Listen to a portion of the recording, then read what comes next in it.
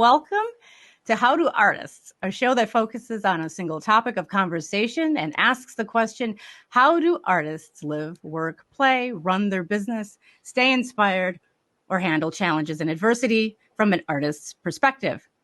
Our show will speak with a diverse group of artists and creatives, and you as our listeners will have a chance to ask your questions during our Q&A segment towards the end of our show. I'm your co-host, Karlana Pedersen, artist and illustrator, and I am joined by co-host Ryan Caldwell, musician and producer. Thank you, Karlana. Our conversation for today is how do artists manage time? And our guest today is Derek Allen. Derek is a musician and an audio engineer from the western Chicago suburbs, currently performing with Lower Automation and Formants. He has also toured nationally and released music since 2009. As an engineer, Derek has worked with many artists, including Angry Blackmen and Frail Body. His music, which occupies a broad range of styles from noise-adjacent math punk to experimental electronic music, is music I have enjoyed for some time now, and I dare you listeners to give it a try. Welcome, Derek. How are you today? I'm doing well. How are y'all doing? You're doing great. Yeah, I suppose I cannot complain. We are live on Facebook, Twitch, and YouTube, which is crazy. And it's my favorite way to spend a Thursday evening. Mine too. Absolutely. Right? All right. Well, let's jump into it. Time management is something that everyone has either struggled with or is actively struggling with, and sometimes both. Have you always been good at it, or how organized were you growing up? No. And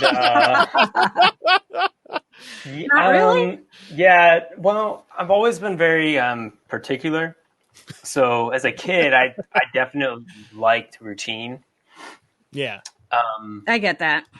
Yeah, I mean still now, but like even as a toddler and stuff. That's nice. I mean, routine is super comforting. It is, yeah. It's good for mental health and stuff. But I think I just have a lot of energy, and I'm kind of I have a really hard time sitting still. So I kind of always need to be doing something. And I think that's kind of how it started. How what started? Yeah, what's the process? Yeah. So I think as like being very little, there were things that I wanted to be able to play music well. I wanted to be able to, this is going way back. I wanted to be able to play basketball well. What? I never would peg you for I wouldn't peg you for a basketball player. I'm very bad. I wasn't terrible when I was a kid. I was okay. I can do the running part. Nice. But the other stuff, not so much. Forget about it. Yeah. Yeah. So I think when there were things that I realized I wanted to do, I just started practicing them, from as a young kid, and then trying to figure out how to get better at them required time, I guess. Right. Well, so but it's also usually kids who have a lot of energy are the ones that are not the best at sitting down and practicing something. Yeah. So I'm not really sure where the crossover is. Like my brother is someone who has a ton of, when he was a kid, had a ton of energy, and, he spent his energy demolishing things, breaking stuff. Yeah. Oh yeah. I never did that. I think a lot of my energy might be like more mental. Okay. So. But not going mental. Well, that too. I've spent a lot of time doing that. Yeah. Trying to make that less, but. So what about what about school and stuff? Were you always complete straight A's, doing your due diligence, never procrastinating? Yeah, kind of. Really? Yeah. Oh, nice. Not straight A's, but until high school, I was very. In high school, things got a little, rough, and so so my school kind of it wasn't. I got B's. Something like that. It wasn't bad, but it was. I definitely procrastinated a little bit more. That's when I started playing music more. Yeah. But in college, I got most of that straightened out. So typically, I was the guy who had my when there was a project due next Friday, I had it done that Saturday. So I didn't have to worry about it for the rest of the week. Oh yeah, no, that's definitely the way to go. I had a professor, I had a teacher once describe it as there's smart lazy and stupid lazy. Stupid lazy is waiting till the very last second to do it, and smart lazy is doing it in small increments over a short period, over like a period of time, so you don't have to, get too excited or get the adrenaline pumping. I had this my therapist in high school. Back to confessions. Nice. Just kidding. My therapist in high school actually one time was like, I had this huge fear of like being lazy as a kid, and my therapist once mentioned like, well, what is lazy if it's not just being fearful? Oh, and it's just kind of like it. I feel like any time that I procrastinated, at least it's been because I was nervous to do something, scared to do something. I was putting it off, Right. And I think learning that kind of helped me. Nice. Be able to just kind of start things, So what did you actually have as a process? So you said that there was a big change between high school and college, and then you kind of figured it out in college. But what was that process of time management that worked for you, or that actually like went off in your brain that said, oh, wow, okay, that I can use this system to help me? I think honestly, the fear thing was really helpful. Being able to name it, to realize, okay, this is why I'm procrastinating. This is why I'm falling behind. Also, my mental health in high school was just off the charts bad.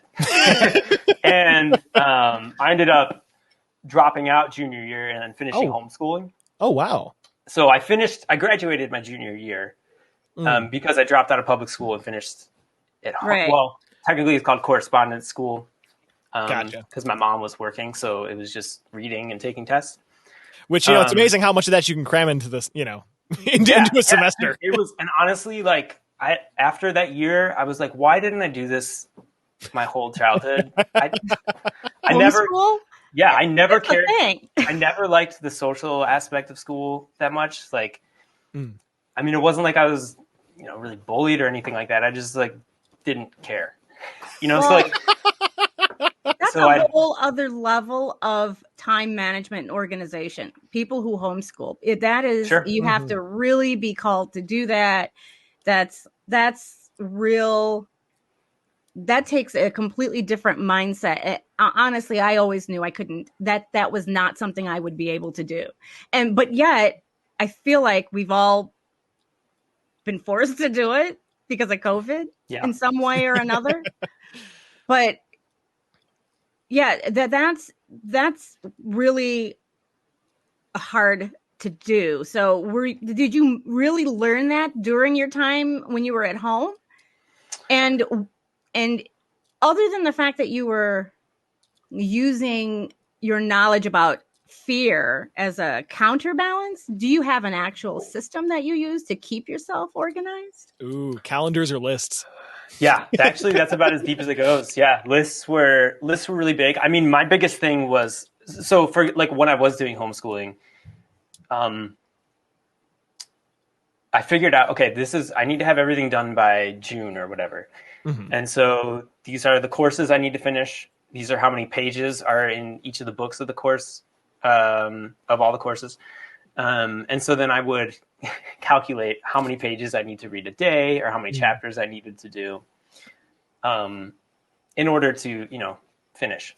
Right. So that's kind of like, and that's what I did in college too. Like when I'd have a paper, if it was like a 10-page paper, I'd be like, okay, well, I'm going to write 1 page today.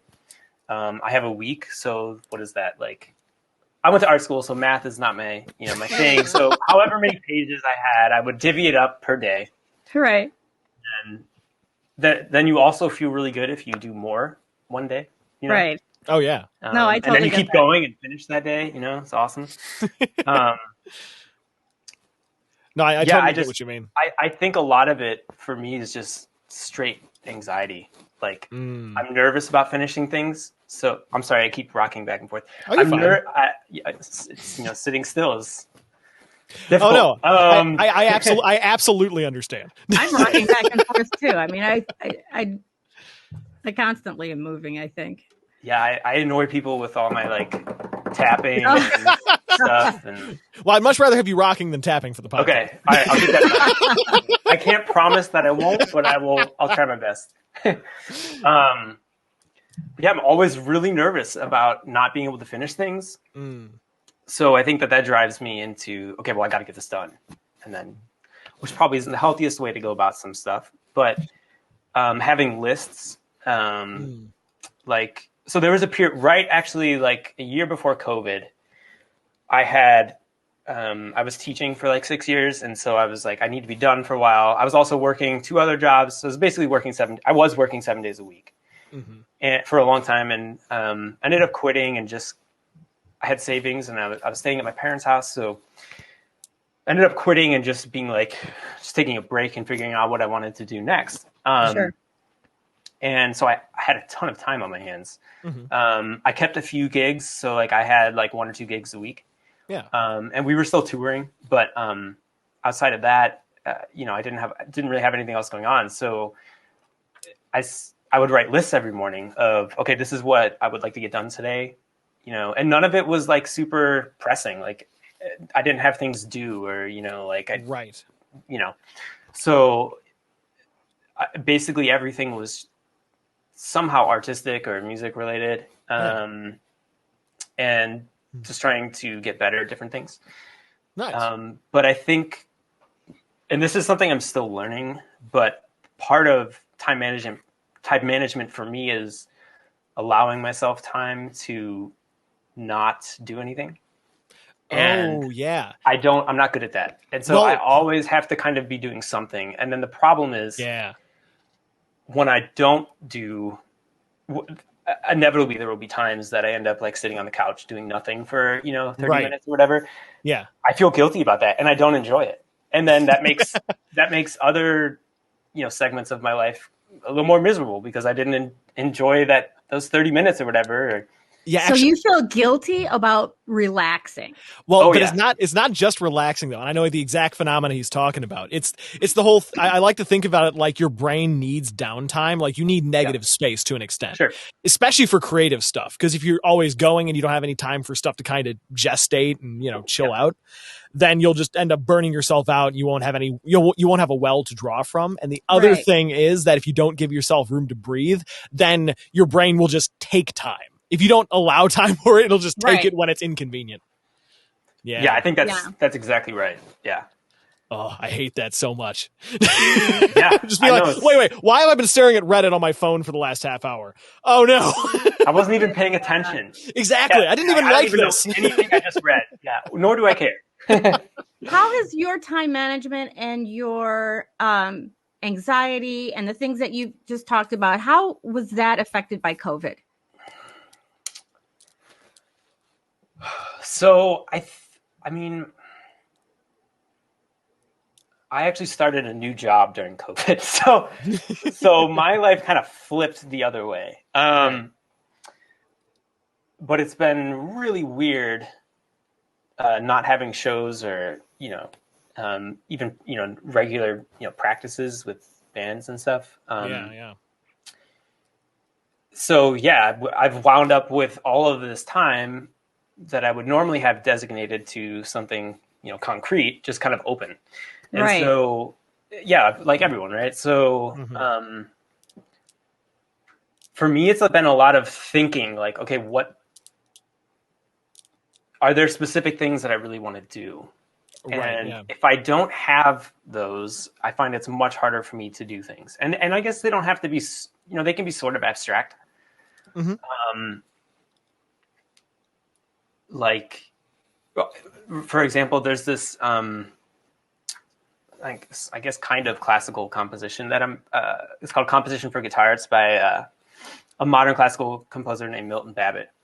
It is the most bonkers, ridiculous, difficult piece of music I've ever tried to learn. Wow. So I'm seriously going line by line. I want to get it done before my next birthday. And I realized, okay, that's like however many months, 8 months, 10 months away. Wait, it's more, something like that. Time is also just gone out right. I know what you mean. It's a lost year for sure. Yeah, even knowing what day of the week it is difficult. So, so I'm going line by line every day. I'll pick out a new line. Some days I'll do two. Just because I've realized I had bought the score like 2 years ago, and I had learned like a page, right? And it's very daunting. It's extremely daunting. Oh yeah, and it's like 8 minutes long, and it just never lets up. Too. It's like it's not easy listening. Oh no, I know. I think I know the exact sort of piece you're talking about. Yeah, especially. I mean, there's a solid reason I don't learn classical music anymore. It is not time investment. Oh yeah, it is not for the faint of heart, and it's not easy. And it just. Yeah. But I mean, if you put in consistent effort and just keep beating your head into it, eventually you get through it. Yeah. And that's. It's hard to see the end of it, right? But like giving myself something concrete like that, like one line a day, is super helpful, because then I don't feel the fear and burden of like, oh my God, I have this huge 8-page score in front of me. Yeah. How do I even start this? Right. Right. So I for me, a lot of it is just breaking things down into smaller bits and trying to tackle those little things on a constant basis, rather than just busting into this huge thing. Oh yeah. No, and I like that as a perception, because I think that, I mean, although the time management is an important aspect of that, the more important aspect is probably, I guess, your perception of the challenges that you have to go and complete in that time. Right. Because if you think something's like this giant mountain you need to climb up, then it's, I can't get that done in a day. And then, it freaks your brain out. Yep.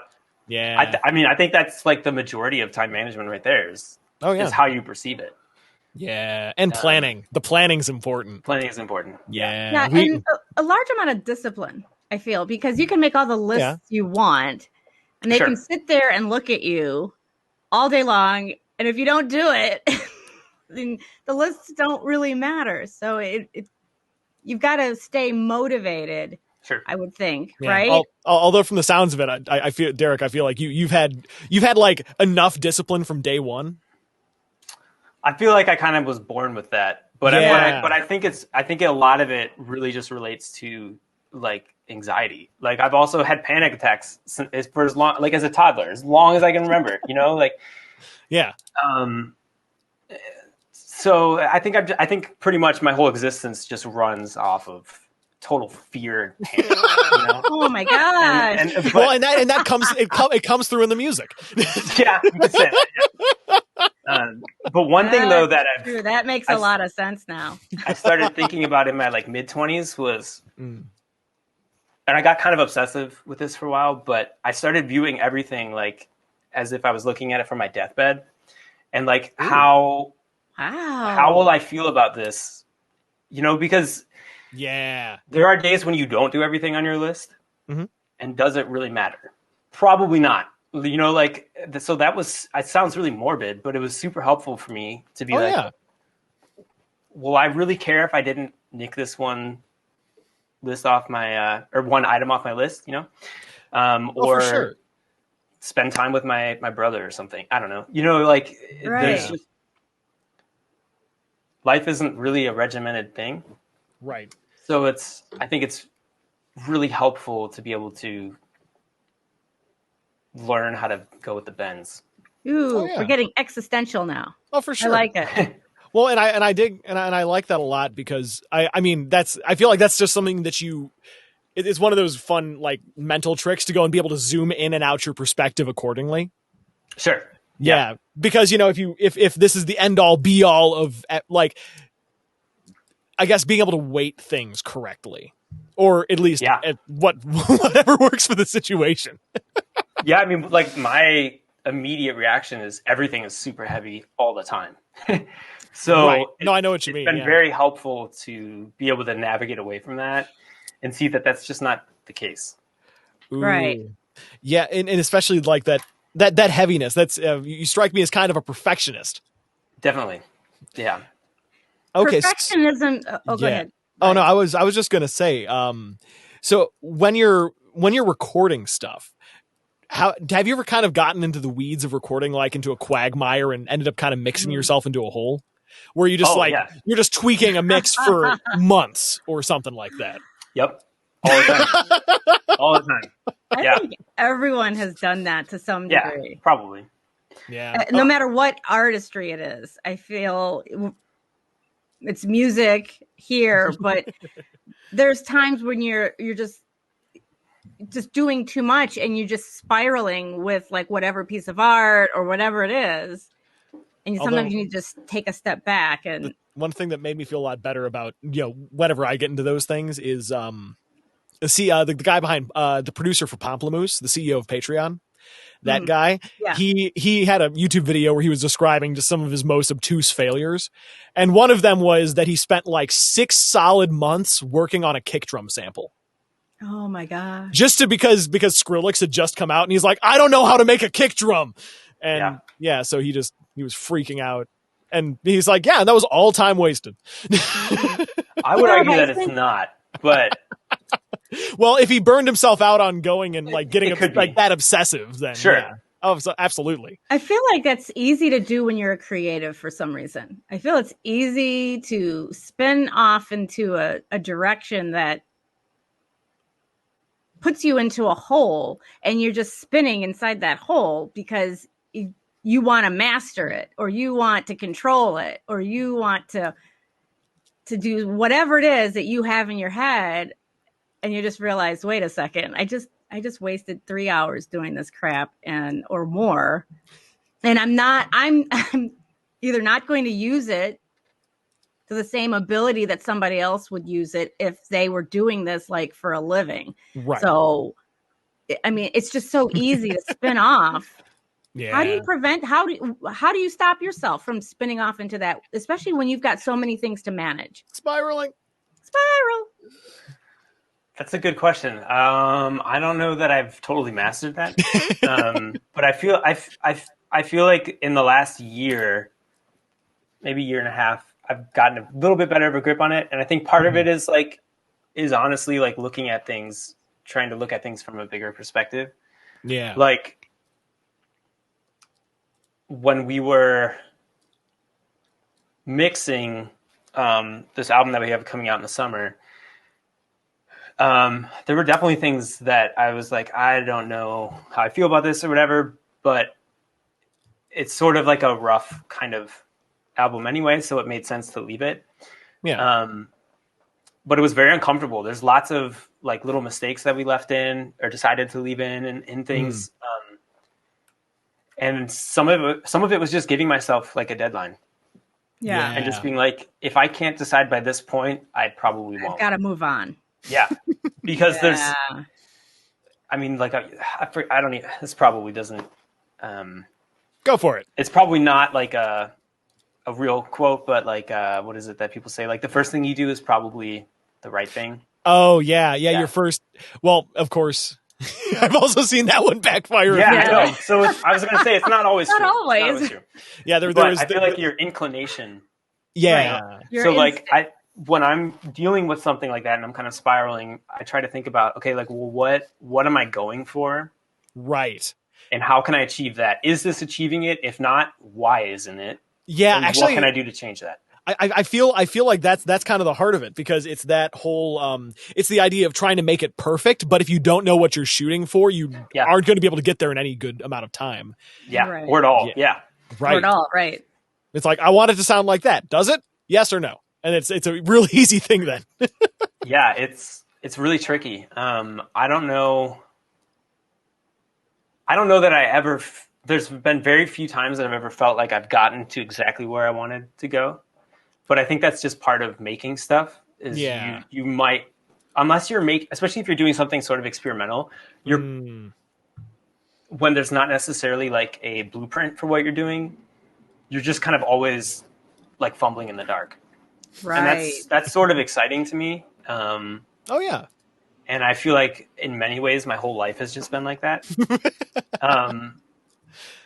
But I mean, I think that's a good summation of just kind of life in general. So that's Sure. I think that might be kind of why I'm drawn to that. But, well, because it's the kind of the frayed and ragged edges of our perception of things. Sure, Actually, and that's one of my favorite parts about just avant music and art in general is that it's kind of it's emotions that don't necessarily have a word for them yet, you know?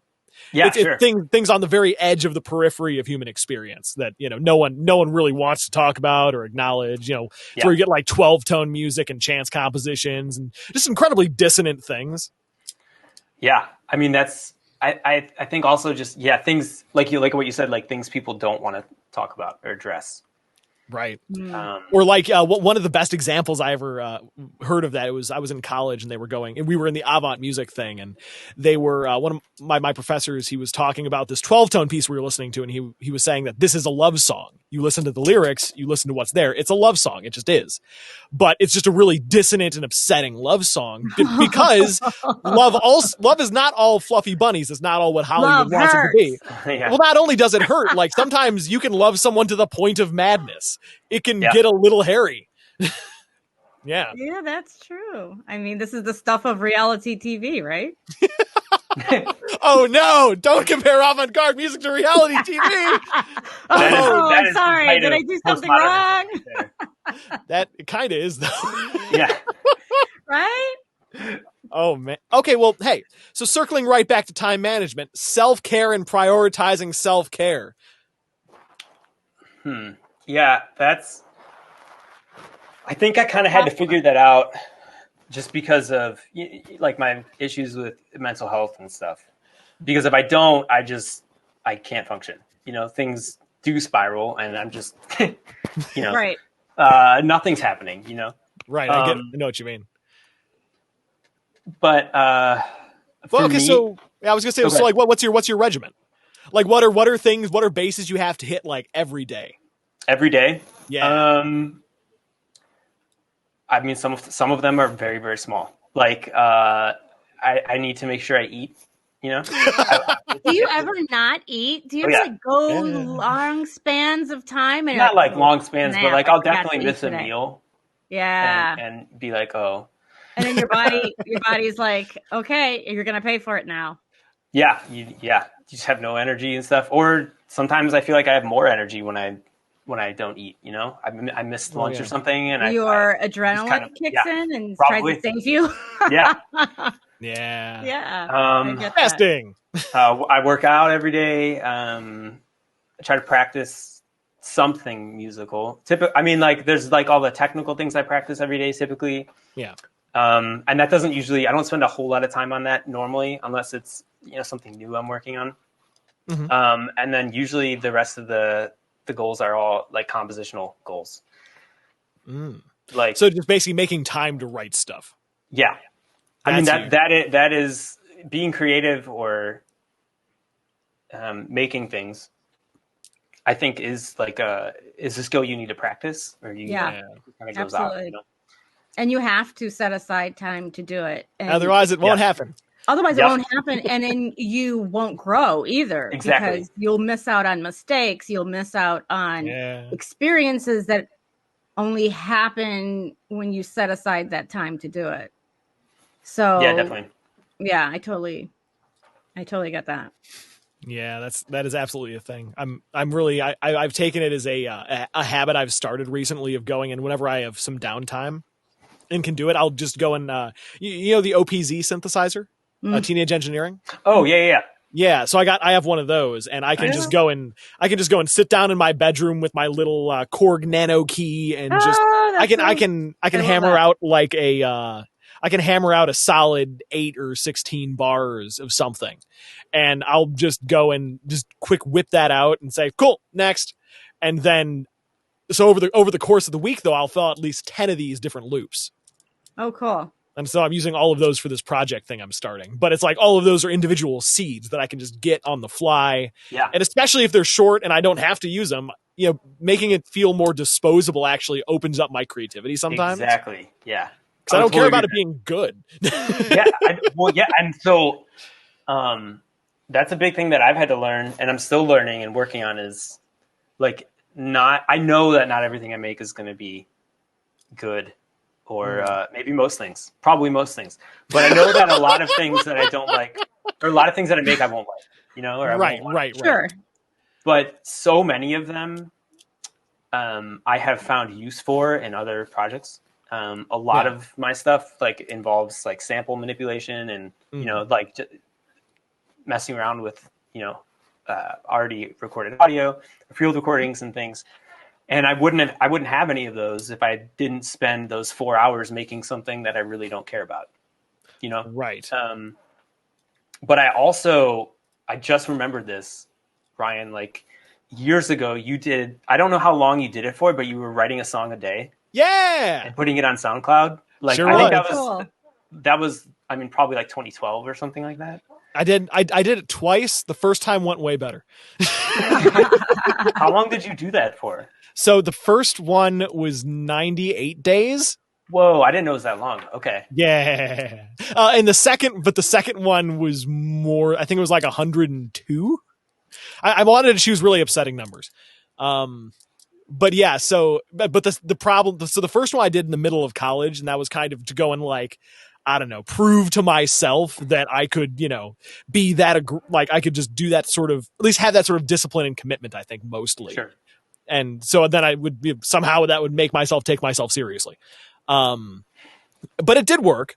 But the nice thing is it just like supercharged my songwriting after that. Yeah. However, the second time I tried to do that again after so I did the first time in the middle of college, and the second time was right after I graduated. And that was the way harder one because I'd already proven to myself that I could do it. So all of the spite and guile wasn't there anymore. I was like, well, I know I can do it. I'm just really tired tonight. I don't. Well, because the first time I'd be like, well, I get home from this party at 1 a.m, but I got to do a thing. So guess who's staying up till 3? Oh, wow. Yeah. But what were you're getting? Well, I just thought that I remember Ryan telling me about that and just being really impressed and like checking some of them out and being like, and like I remember some of them were like totally different genres and stuff that you. Different Ryan you're speaking of. Different Ryan. Sorry. Yeah, other Ryan. Yeah. Other Ryan. Yeah, and so like I don't think I'd ever really thought about doing that before. I don't think I'd ever really thought about trying to write something every day. I just kind of did. Maybe not every day, but I just would always write stuff. And so I think that kind of pushed me in different ways to start. Basically, after Lower Automation started, that's a much more like pure like kind of rock band. Like there's not a whole lot of electronics. There is, but not a whole lot of electronic stuff. Mm-hmm. After that started, like for like a year or two, I wasn't spending a whole lot of time working on like experimental electronic stuff, whatever. And so I think it was a combination of that, and I'm not really a Kanye fan at all, but I remember he did that like make a beat a day thing. Yeah. That was like his philosophy. I remember that. And so I think that converged with the thing you were doing. Yeah. Like, and a couple years after that, I had decided to like start making stuff every day. And a lot of it was just straight trash, like nice. awful garbage that I will never, but I learned a whole lot, like a whole lot of tools that I use on many different types of things. And I learned a whole lot about mixing that, I maybe thought I knew, but definitely didn't. But no, I think that's a really important thing, being able to go and like keep that, like basically keep going and hammering at a skill. Like for instance, that the first summer I did that project, that's how I overcame the learning curve with Logic. Oh, I learned that's the best way to do it. Just dive in. Oh yeah. Well, I just learned Logic 9 that way, and then I just knew at least I could use it. Yeah. Yeah. No, that's absolutely a thing. I'm trying to think. There are some other things I was doing that was kind of like drumming. I've been trying to do that with drumming recently and trying to learn how to do that. Oh, nice. Well, I mean, I already knew how to, but like trying to get good again. That's a tough one to learn. Actually, do you have any skill sets or instruments that you used to play more but then have dropped? I mean, where is your atrophy? I definitely have a lot of that. I think the main one is piano. really? I took piano lessons for a long time as a kid and into high school, and then I just kind of stopped. So I mean, I taught beginner piano a little bit here and there. Yeah. Because I know enough to Oh yeah. finger over. I mean, yeah. Do all Especially that beginner stuff. piano. If you use a book, it's like you don't even have to know how to play piano to do that. The piano book That's shows probably you. yeah, that's probably true. That's probably my biggest one. Like reading bass clef is just gone. I'm so slow at it. That's definitely my biggest one. No, I know exactly what you mean. I used to be a lot better at reading sheet music, and then I left college, and so there's like not a whole lot of for it, depending on what kind of field you're working in. Right. Any like the paid gigs I've had have all been like numbers. Chord but charts. there are some real notable examples of paid gigs that use sheet music, though. Yeah. Specifically, I mean, if you're in a symphony or an orchestra, but for most like those are hyper competitive jobs. Yeah. Right. That a bunch of highly educated people are fighting over. Yeah. But no pit orchestra gigs. Yeah, those two. Yeah. Which I mean, not like there've been a lot of those recently, but but outside of pit orchestra gigs and maybe the off like fill in for a jazz band thing, it's not a bunch. It's mostly chord charts, if anything. Yeah, especially jazz. Oh yeah, almost especially on guitar. Yeah. I'm just thinking of guitar, but no one expects guitar players to read sheet music in the first place. Yeah, really. Yeah, I think a lot of the gigs I have, people don't even would never think that I. Well, no, it's such a stereotype that guitar players are, I guess, kind of ignorant to how to read sheet music or staff paper. It's not far off. Yeah. I don't really know many guitar players, I think, that can read. No, I knew lots of guitar players. I know a lot of guitar players that can read as well, but the problem is that there's not the application for it, and also it's not a part of like the the normal public school like learning arc. There's not a band or an orchestra for guitar players. I mean, sure. I suppose if you're in something real swanky, you get a guitar ensemble, but that's weird. Yeah, I think that's more college. I have to think about that. Yeah, but that's also why there's also fairly high dropout rate of guitarists that go to college for guitar, because unless they had a real good private teacher beforehand, they are playing catch up the whole time. Yeah, especially compared to other instruments. Oh yeah, like compared to your percussionists who had to have 2 years of piano before they even got into the public school program. Yep. Yeah, and definitely pianists. Definitely way behind pianists. Well, yeah, my father, he's a jazz musician, and he knew all that stuff front and back and forth. He could play by ear. He could read anything and play it. And that's honestly the best way to do it is having the like full control over both those skill sets. Yeah, I agree. Oh yeah. If you have that, the world's your oyster. It was like water for him. So like drinking water is just something that he did naturally. Yeah. Wait, he drinks water? Wait, you're supposed to do that? Like the stuff in you get in trouble when you don't. Let me tell you. Well, not that stuff, Ryan, but similar. I was going down an idiocracy rabbit hole. Oh my gosh, the rabbit hole. Yeah. So Derek, aren't you booking your own gigs and all that? And how do you manage time doing that too? I mean, that's another list thing. Oh my gosh. Yeah. So like in Lower Automation, what we've done in the past is right at the beginning of January, we have a sit down, obviously not this year. And this year is not the usual. We talk through, okay, these are the dates we want to do. This is probably where we want to go. So we'll plan tour this month, maybe 1 month off, some other stuff, or like maybe one part of the year we won't do any long tours. We'll just do a bunch of weekends kind of thing. Mm-hmm. So we figure all of that out pretty loosely in January.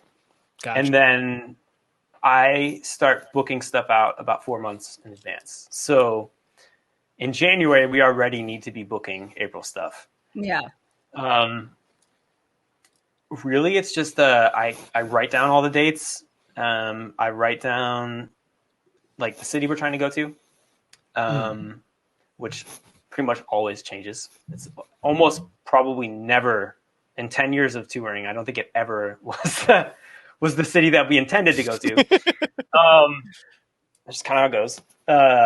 And then unless we chose that city because we were offered a gig or we knew someone there or whatever.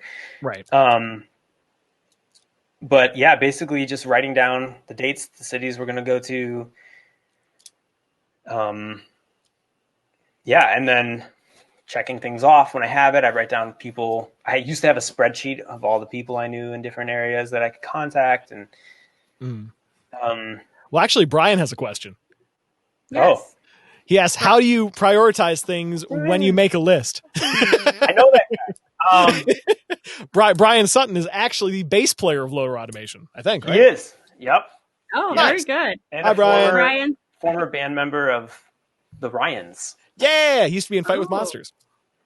That's how we all met. Right? A long time ago. So Only a year or two. It's fine. What was that question again? Oh, how do you prioritize things when you're making a list? Like, how do you go and like put certain things at the top or at the bottom? Man, that's a good question. Because you could do it with what's due first, but that's a good idea. Of course, I feel like that's it's a little bit of a flimsy metric because even though some things are due first, it behooves you to go and get other things done first. I don't know. Yeah, I think I mostly have just gone by feel, like what feels like it's the most pressing. Yeah, and probably that's like an emotional thing, like what feels like I need to get done. Right. Versus like what is actually coming up, next. Well, I'm sure that booking is different, right? Because you have set things that you have to get done when you're booking the band. So those immediate tasks would be, of course, at the top, I would assume. Yeah. I definitely like immediate stuff is most likely going to be towards the top. Probably because that's what I'm thinking about. How you prioritize it, though. How do you determine? Yeah, I don't know that there's like a set in stone way for me. Well, I do like the emotional part of it though, because I feel like that's a large way of how we sort a lot of things. Is like, we have all the facts, but we're not sorting them like that. We're sorting them based on how they make us feel generally. Yeah, interesting. Well, like how I sort, because I'm a pretty organized person. Do I sort based on emotion? I don't know. Do you? I don't. Weird. That's weird. Why wouldn't you do that? Am I supposed to? I don't know. I sort based on time. There's no rules. This is organization jazz. Yeah. Organization jazz. I love that. I know I totally do that. There are some things like I had to choose between, okay, do I go downstairs and do I do like the mix and possibly editing this show, or do I go and finish the sound panels that are occupying my garage space? And I finished the sound panels that were occupying my garage space because I want that back. Because that bothers you the most. Exactly. Yeah. Oh, okay. Wait a minute. Unless those sound panels have to be somewhere specifically, in which case they also did. Or unless the show has to be up by a certain time. So then it goes back to the priority of time. Yeah. Oh, actually, I think it's kind of a balance, like sort of a game I play of like, what do I feel really needs to get done? Yeah. I mean, and honestly, like the way that I write lists is definitely, or the order of things that I write on lists is definitely not the order of how I do skip them. around. Oh yeah. Oh, yeah. So you're a skipper too. On top of it. I think I definitely have tried going down the list, but I think that stresses me out a little bit because like in college, I remember like if I had different assignments due or whatever on top of booking, sometimes it would be like, all right, I'm really in the mood to finish this paper. Let's just go for it. You know? Yeah. And I would do that before all these other things on the list, you know? Right. It's whatever you're like kind of feeling at that moment. And there's also like different times of the day that certain things work best. Yeah, exactly. Yeah. Yep. Yeah. Like, things that are really, repetitive or don't require a lot of thought is really, I find that's really great after I eat something, because then all the blood's in my stomach and digesting food and my brain's kind of so. I definitely feel like organization is a window into your mind. it's a window into someone's psyche almost, like how they think, how they organize things, how they deal with their day, how they prioritize. There's something to be said with how one is organized, I think. No, I think so too. That it's kind of, or how someone's not organized, or how someone's not organized. Yeah, there's that too. Yeah, I get that too. That's okay. So we're running a little short on time, but I did have a couple questions that I was personally curious about. Like, what does self-care look like on the road? Oh man. So, okay. Well, for me, like exercise is a huge one. Yeah.